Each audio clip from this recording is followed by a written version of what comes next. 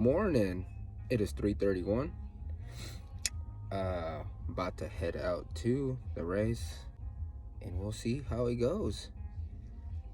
It is colder than I thought it was gonna be. It is 44, but it seems colder.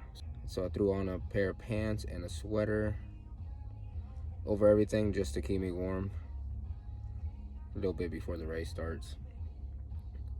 So yeah.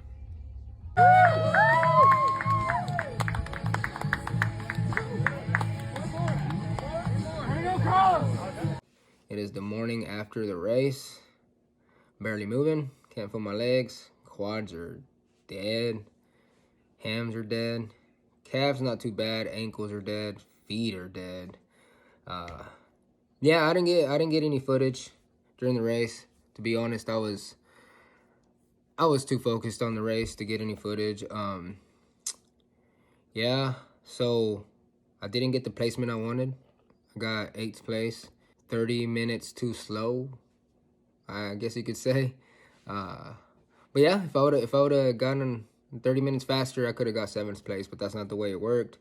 I gave it my all, so I'm trying not to be disappointed in not getting the placement that I wanted. So this is the buckle that I got. Pretty cool little buckle. And the medal.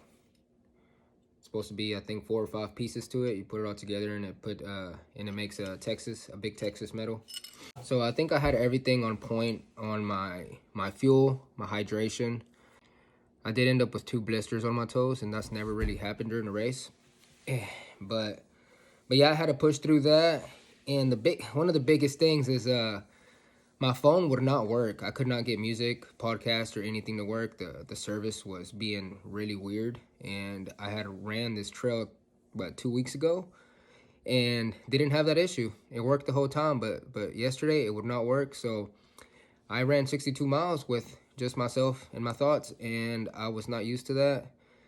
But I didn't let it mess up the race too much. I did focus too much on that for about maybe 8 or 9 miles at the beginning when it stopped working, and I wasn't paying attention to my pace, and I was going faster than I wanted to. I was going like 8.5 to 9 minute miles, and that was not part of the plan. The part of the plan was go 11.5 for at least 45 miles and then start racing.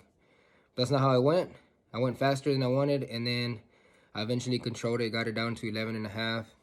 And the last 5 miles, I had to kick it up to be able to pass this girl that was in front of me that had passed, I think, at the beginning, and then she passed me, and then I was like, if I'm gonna get a good placement, I need to pass her. So I had to turn it up at the very end, catch up to her. I had to run 8-minute miles the last few to be able to pass her, and then just stay on top of it so she wouldn't pass me.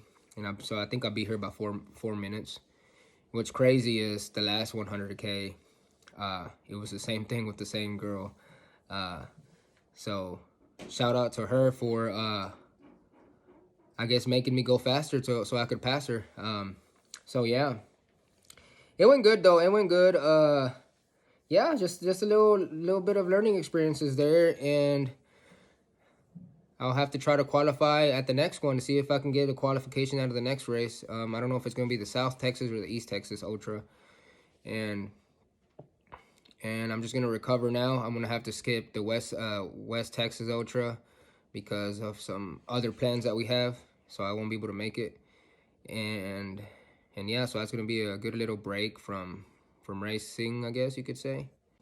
One cool thing that did happen during the race is one of the runners asked me if I had a YouTube channel, and I told him yes, and he said, I saw your training video out here at this trail, and that's what inspired him to enter the 100K, which is pretty cool, because that's why I make the content, to inspire, to help people out, let them know that you can try new things. It doesn't matter what age you are.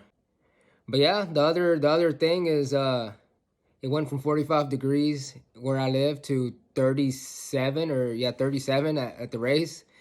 And I was like, you know what? It'll warm up. I'm still not going to put anything on. It was just me and another guy that were in our T-shirts. Everybody else had a little jacket on. And it took a while for me to warm up. I couldn't even unbend my arms while I was running. That's how cold they were. Like they were like kind of frozen in place or something. And I couldn't feel my hands. I should have wore gloves. My hands were frozen. But once the sun came up, it got better. But that was like 2 hours later. So that was kind of rough at first. Yeah, that's how it went. First time trying an ice bandana. My mother-in-law made it for me. Here's what it looks like. And this was my time on the 100K. I beat my 50K PR and also my 100K PR.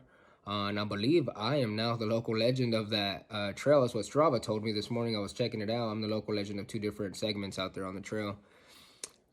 So we'll see how long it takes for someone to take over that.